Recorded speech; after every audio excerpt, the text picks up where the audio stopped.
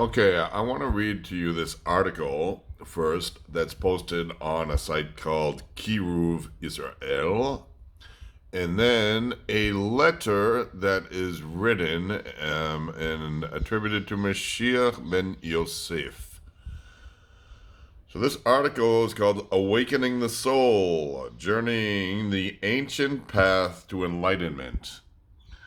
To the esteemed members of Klal Yisrael, as we stand at a critical juncture in history, the echoes of prophecy, wisdom, and tradition reverberate through our collective consciousness.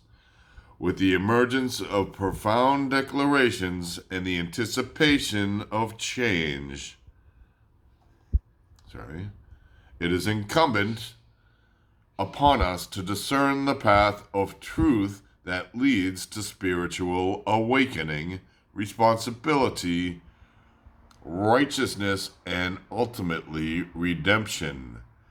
The announcement of Moshiach ben Yoseph and recent proclamations attributed to Moshiach ben Yoseph have stirred a mixture of hope, introspection, and a quest for understanding among our people. This announcement, calling for a return to the essence of Torah and a reevaluation of our spiritual and communal practices, demands serious contemplation and a heartfelt response. It is not just a momentary ripple, but a summons to the soul of Kalal Yisrael. We are heirs to a rich and complex heritage, one that is filled with triumphs and trials, wisdom and wanderings, as the modern world presents unprecedented challenges and opportunities, and our response must be rooted in the deep soil of our identity, yet flexible enough to grow with the times. This delicate balance requires a clear vision and a strong commitment to the principles that define us. The Torah especially is encapsulated in Sefer Devarim. Deuteronomy is not merely a historical document or a legal code. It is the living word of Hashem, a guide to life, and a contract between the divine and his people. It is our eternal compass, offering direction and comfort, challenge, and consolation. Sefer Devarim, with stirring speeches and final instructions from Moshe Rabbeinu, is especially poignant. It calls for obedience, reflection, and a renewal of the covenant. It reminds us of the blessings of following Hashem's ways and the perils of neglect. As we navigate the complexities of modern existence, Devarim offers timeless principles: justice, compassion, humility, and devotion. These are not abstract concepts, but practical directives that can inform every aspect of our personal and communal lives. Moshe Rabbeinu, our greatest prophet and teacher, exemplifies leadership, humility, and dedication. His life and teachings, particularly in Devarim, serve as a model for us. He faced challenges and setbacks with faith and fortitude, and his final messages are infused with a sense of urgency and hope. The call to spiritual awakening is a call to each individual and the community as a whole. It involves a sincere examination of our actions, intentions, and relationships with the divine. Responsibility in this context means not only adhering to the letter of the law, but embodying its spirit. It means caring for the vulnerable, seeking justice, loving kindness, and walking humbly with our God. I should also mention something about truth in there, by the way. Righteousness is not about self-righteousness or holy piety. It is about aligning our will with the divine will, seeking the good and avoiding the evil. It's about integrity, honesty, yes, and moral courage. awe of Hashem is the foundation of wisdom and the beginning of understanding. It's an awareness of the divine presence in all aspects of life and a commitment to living in a way that honors that presence. Redemption, the journey and destination. Redemption is both a personal and collective process. It involves turning away from paths of error and returning to paths of truth. It's a journey marked by growth, struggle, and continual return to Shuvah. The ultimate redemption is the realization of Hashem's plan for humanity and the world. It's a vision of peace, harmony, and divine presence. It's not just a future event, but an ongoing process that we are all part of. Practical steps forward.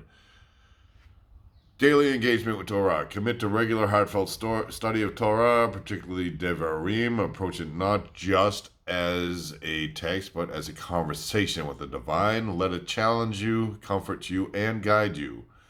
Apply the teachings of Torah to your everyday decisions and interactions. Let it shape your character, your relationships, and your contributions to society.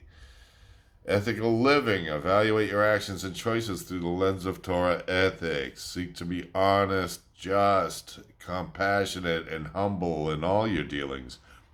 Engage in acts of kindness and justice. Be a source of light and goodness in the world.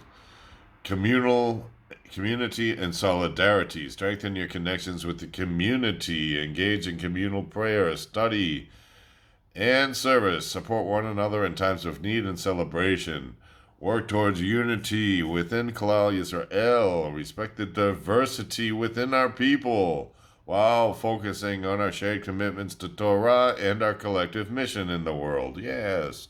Personal and communal reflection. Take time for personal reflection and communal discussion about the direction of your life and the life of the community. Consider how you can better align with the values and commandments of Torah. Encourage open, respectful dialogue about the challenges and opportunities facing Klal Yisrael. Listen to diverse voices and seek wisdom from multiple perspectives.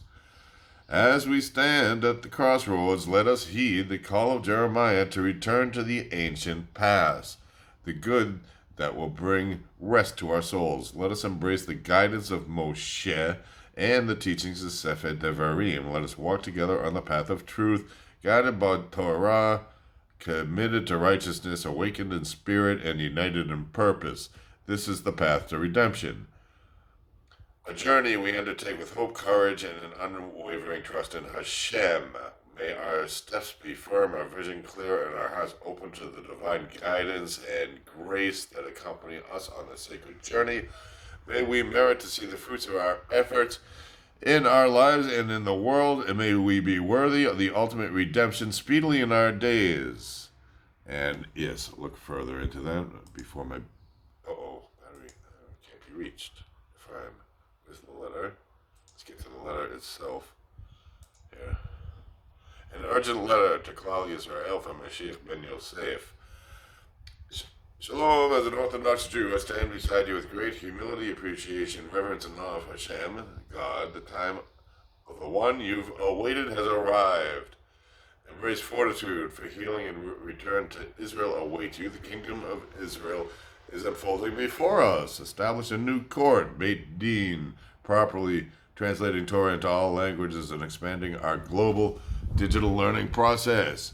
My arms open to welcome you home, for the 10 tribes are not lost but well known. A universal reinitiation is imminent, embracing Jews and all alike with no exceptions. Cling to this truth and place your unwavering trust in Hashem, for profound changes are at our threshold. The state of our current practices weighs heavily upon my heart. We must revert to the essence encapsulated in Deuteronomy, our bedrock. Our ancestors, despite their intentions, have led us astray, and now is the time for rectification, focusing solely on the words of Moshe, particularly the teachings of Deuteronomy. The sacred book known as Mishnah, or oral transmission, is our guide, instructing us to shun the written rulings from idolatrous errors. It is imperative to understand that the Talmud, considered by some as dark fire, is not the path we seek. Instead, we must adhere to the divine words repeated in Deuteronomy, a book given as a reminder of covenant and caution as Israel neared the end of its desert sojourn.